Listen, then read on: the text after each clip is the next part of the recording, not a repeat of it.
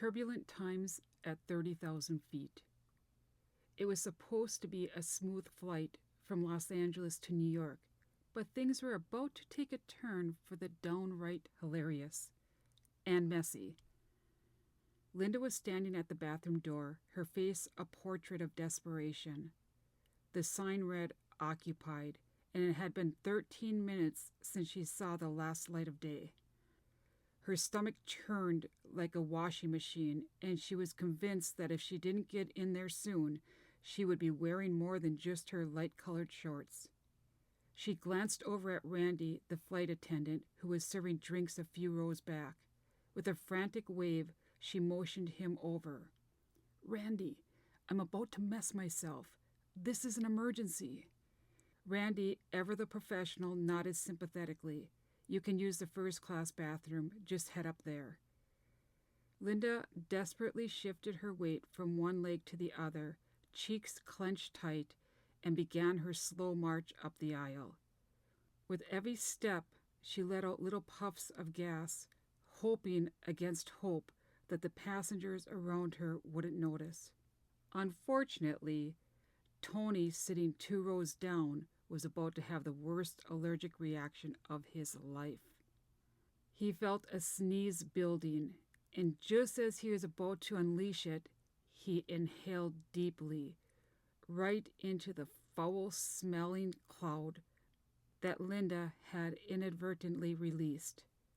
Within seconds, he was retching, and the contents of his stomach found a new home, all over the hair of the lady in front of him. Rachel, the unfortunate recipient of Tony's lunch, screamed and then promptly joined the vomit party, her stomach rebelling against the pungent odor. "Oh my God, I'm so sorry," Tony stammered, horrified. But as he turned to apologize, he noticed Linda had stopped dead in her tracks. Her light-colored shorts were no longer light. They bore an unmistakable brown stain, and soon enough it became clear that the situation was far worse than anyone could have imagined. Stool was cascading down her leg, and before Tony could process it, he vomited again, this time on the floor next to Rachel, who was now a crying, heaving mess. Meanwhile, Randy was still knocking on the bathroom door, only to be met with a symphony of strange noises, moans and bangs that made him wonder if someone was seriously ill. With concerns for the passengers mounting, he decided to notify Captain Rob. As Rob stepped out of the cockpit, he was blissfully unaware of the chaos unfolding. Just as he headed to the back of the plane to check the bathroom, he slipped on a puddle of vomit on the floor, nearly losing his balance. "What in the world?" he exclaimed, steadying himself. He pressed on, determined to get to the bottom of the noises coming from the bathroom. He knocked again, but the only reply was more banging and what sounded like a moan. "This can't be," he muttered, working on the door with all his might. Meanwhile, Linda was an absolute disaster. She finally made it to the bathroom, but her shorts were a lost cause. She fought against the mess with all her might, tears streaming down her face as she frantically tried to clean herself up. Abby, the other flight attendant, was busy tending to the sick passengers. She could smell the horror wafting from Linda's direction and decided to check in. "Are you okay in there?" she called out, approaching the half-open door. "It's terrible. My clothes, my shoes," Linda cried, looking like a scene from a horror movie. "Hang tight, I've got some blankets," Abby said, racing back to grab them. She returned, and Linda quickly wrapped herself up, looking like a very sad burrito, before making her way back to her seat. As she sat down, the old man next to her, Harry, stared with wide eyes. "I'm so sorry," Linda whimpered. Harry shrugged, a twinkle in his eye. "When you gotta go, you gotta go." Back at the bathroom, Captain Rob sighed in defeat and turned to head back to the cockpit when, suddenly, the door swung open. out stepped a man and woman, both grinning like they had just won the lottery. They were completely oblivious to the chaos around them. The woman's shirt was on backward, and the man had a giant splotch of what appeared to be perfume on his cheek. The couple waved cheerfully at Rob, completely unaware of the disaster unfolding in the cabin.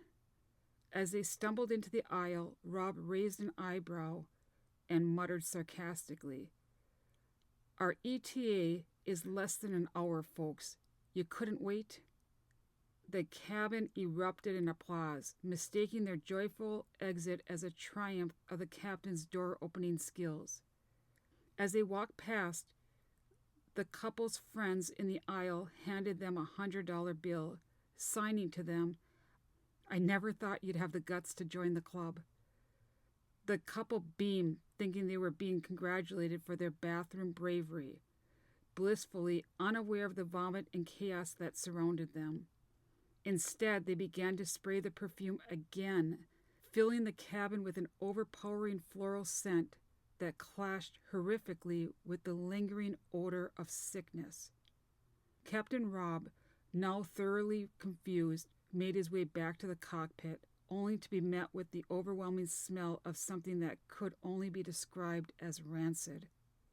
His co-pilot, Lacey, was trying her best to not gag, her face contorted in a mix of horror and disgust. "Rob, what is that smell?" she asked, her voice barely above a whisper. I don't know, but we need to land soon," he replied, glancing down at his shoes. That's when he realized he had stepped into the aftermath of the vomit chaos. "Rob, are you serious? You've got vomit on your shoes," Lacey exclaimed, trying to maintain her composure. "Don't say that word," he replied, horrified. As they prepared for landing, the cabin was in total disarray. Passengers were still recovering from the scent assault, while Linda was wrapped in blankets trying to make herself invisible. Meanwhile, the couple from the bathroom continued to chat happily, blissfully unaware of the mess they had walked into. When they finally touched down, the passengers erupted into laughter and applause, relieved to be on solid ground. As the doors opened, the air was fresh, and everyone hurried off the plane, eager to escape the madness of Flight 202. So, dear listeners, thank you for joining us on this wild ride through the skies. Remember, the next time you're on a flight, be kind to your fellow passengers and crew.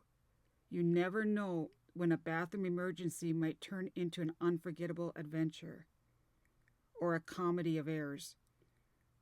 Safe travels, and may your journeys be filled with laughter and minimal turbulence.